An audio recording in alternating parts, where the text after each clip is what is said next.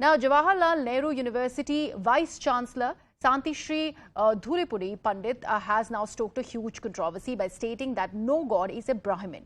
Speaking at a program organized by the Ambedkar International Center in the national capital, the JNU VC said that anthropologically, gods do not belong to the upper caste, and even Lord Shiva could be from the scheduled caste or scheduled tribe.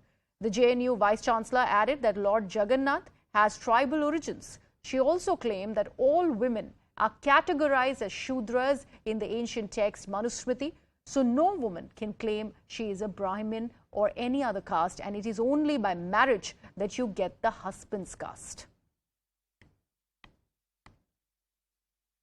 The origins of our gods. No god is a Brahmin. The highest is a Kshatriya.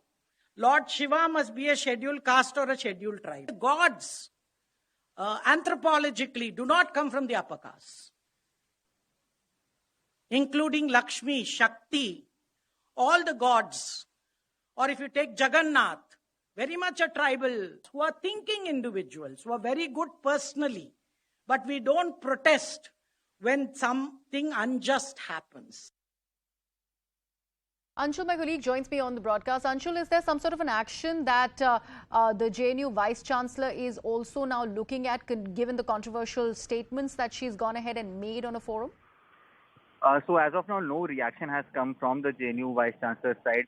But on the other hand, the Hindu right-wing groups have already taken this hands on, and they have started to mount pressure on the JNU Vice Chancellor. Basically, their main claim is that only such things are said about the Hindu religion, and when something like this is said about other religion, there is a nationwide outrage. So people come out and speak only about the regressiveness of the Hindu religion, as she mentioned in a keynote address, that the Manusmriti, that a book of the Hindu community, is actually very, very regressive, and we need to change and make sure that that there is no differences based on the caste. Now, remember, she spoke this in context of the.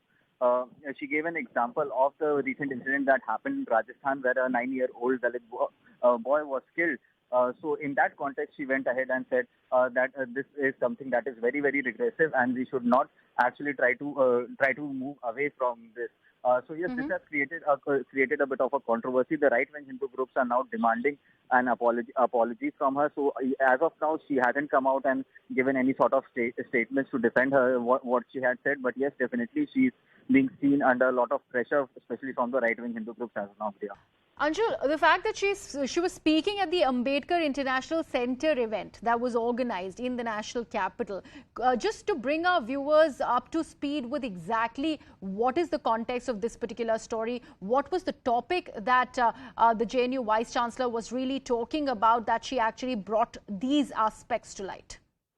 So the topic on which the discussion was happening was actually gender biasness, and they were actually trying to decode the Uniform Civil Code, and in which she was a keynote speaker. So in that keynote speech, she went ahead and talked about the regressiveness that is in the Manusmriti, where a particular caste of the Brahmins is given the highest priority. So she went ahead and said that none of the gods belong to the Brahmin community, and if you even see Lord Shiva, the amount of clothes that he wore, or the neck around the snake around his neck, so he could also be from a caste like ST and ST.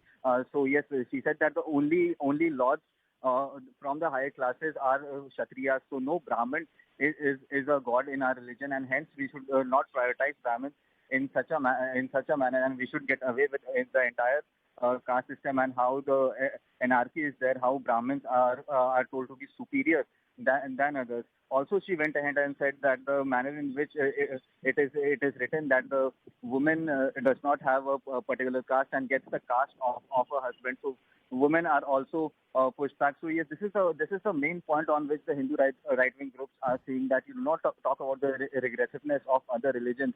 And even if someone speaks on that, there is a nationwide protest or nationwide agitation that happens against that person. So why do people come out and speak against the Hindu religions only? So this is the point of contention as of now, and we are still waiting for a comment from the JNU VC now. All right, Anshul, thank you so much for joining us with all those details and getting us all the latest that's happening on this big controversy that is erupted after the JNU Vice Chancellor used a stage to actually speak about what she feels about the Indian religion and culture.